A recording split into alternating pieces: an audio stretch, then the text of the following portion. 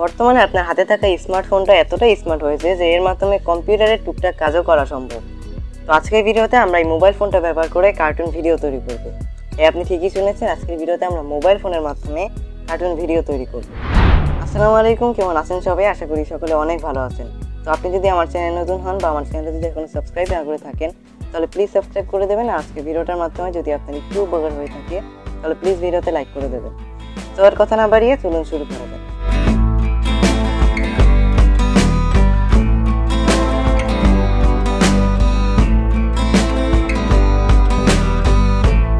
সর্বপ্রথমে আমাদের Google play store থেকে TweenCraft নামের এই অ্যাপটা ইনস্টল করে নিতে হবে।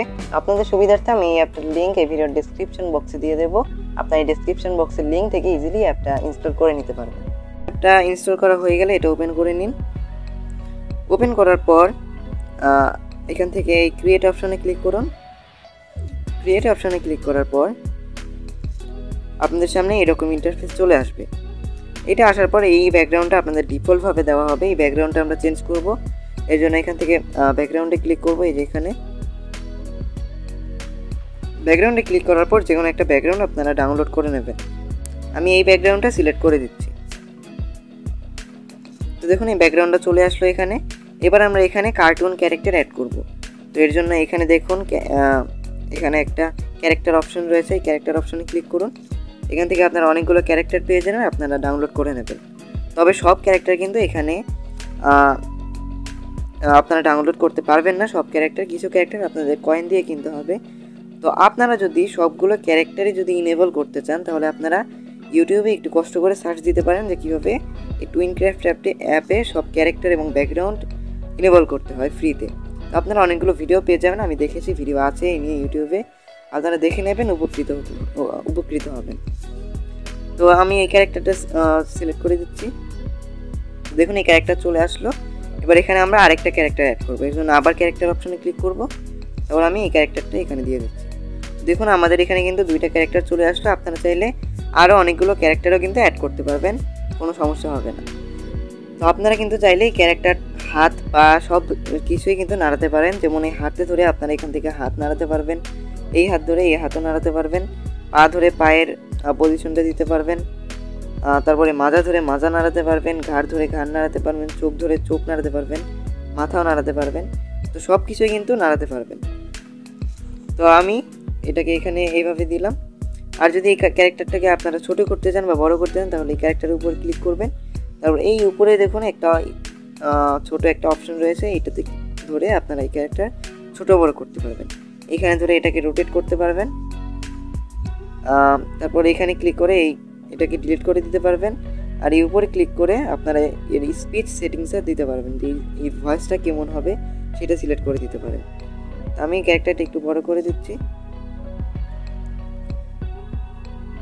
আর আপনারা এই উপরে অনেকগুলো মুড পেয়ে যাবেন যে আপনার ক্যারেক্টারটা কোন মোডে থাকবে।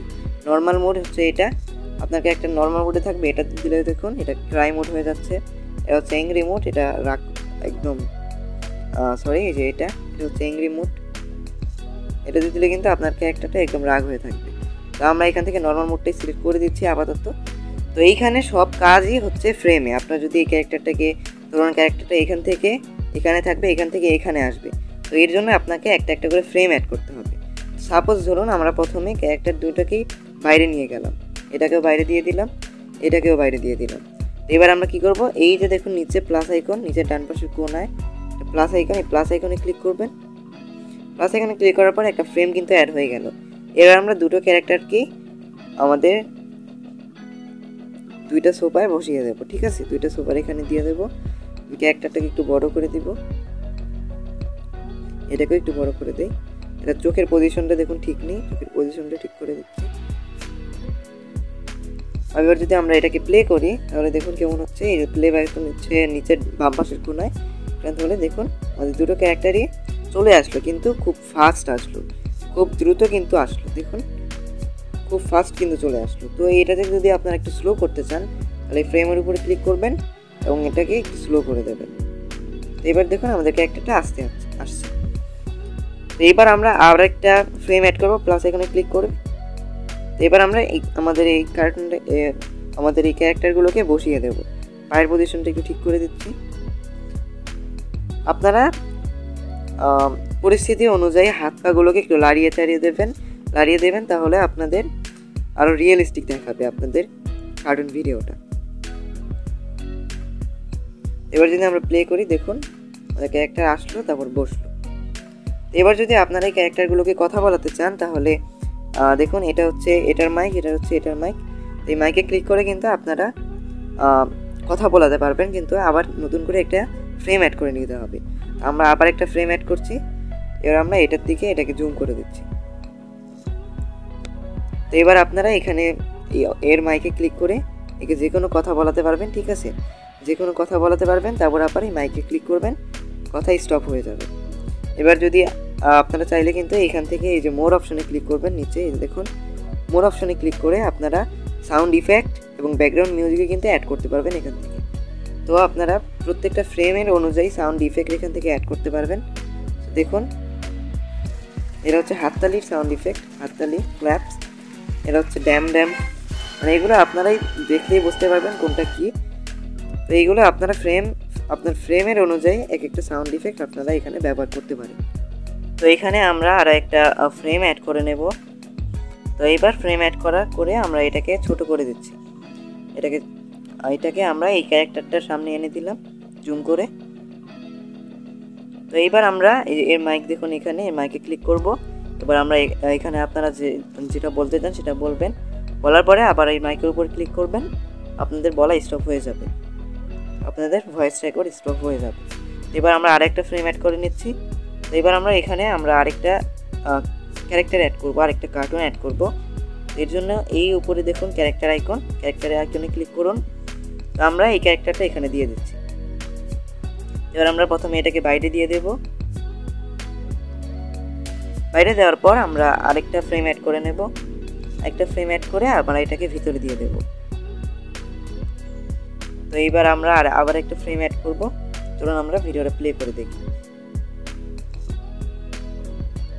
আমি স্ক্রিন রেকর্ড করছি দেখে আমার ভয়েসটা রেকর্ড হয়নি, ঠিক আছে? আপনাদের যদি স্ক্রিন রেকর্ড অফ থাকে তাহলে অবশ্যই ভয়েস রেকর্ড হবে।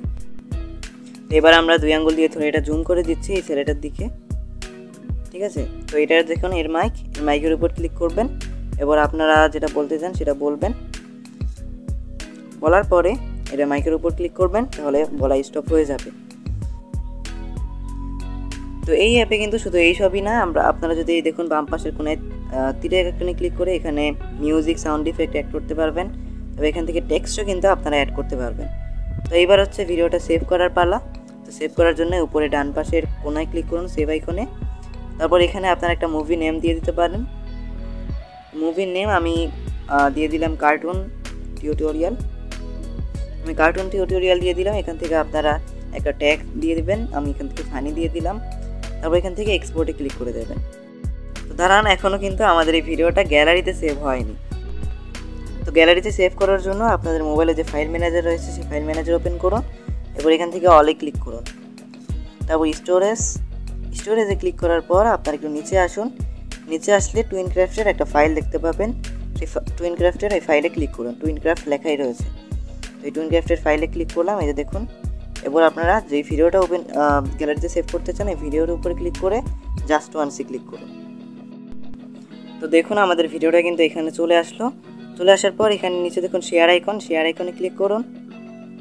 শেয়ারে ক্লিক করার পর আপনারা এখান থেকে 3 ডটে ক্লিক করুন। এরপর দেখবেন ফটোস রয়েছে, আপলোড টু ফটোস। এই দেখুন আপলোড টু ফটোস, এই আপলোড টু ফটোসে ক্লিক করুন। তাহলে আপনাদের এই ভিডিওটা, তারপরে এই যে দেখুন এই যে আপলোড অপশন রয়েছে, আপলোডে ক্লিক করুন।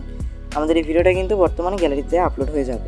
মানছি যে এই অ্যাপটার মাধ্যমে হাই লেভেলের কোনো কার্টুন ভিডিও বানানো যায় না, কারণ এটা হচ্ছে মোবাইল ফোন। আর আপনি যদি হাই লেভেলের কোনো কার্টুন ভিডিও তৈরি করতে চান তাহলে আপনার হাই কনফিগারেশনের পিসি দরকার হবে, আপনার এডিটিংয়ের দক্ষতা দরকার হবে। তো আপনি যদি মোবাইল ফোনের মাধ্যমে যদি কার্টুন ভিডিও তৈরি করেন আপনার কিন্তু কিছুই দরকার হচ্ছে না, যার দরকার হচ্ছে একটা মোবাইল ফোন। তো আজকের ভিডিওটা যদি আপনার একটু হলেও ভালো লেগে থাকে তাহলে প্লিজ ভিডিওতে লাইক করবেন, আর আমার চ্যানেলে যদি আপনি নতুন হন প্লিজ সাবস্ক্রাইব করে দেবেন। তো দেখা হচ্ছে নেক্সট কোনো ভিডিওতে। ততদিন পর্যন্ত সকলে ভালো থাকবেন, সুস্থ থাকবেন এই কামনা আজকে ভিডিও শেষ করছি। Never give up.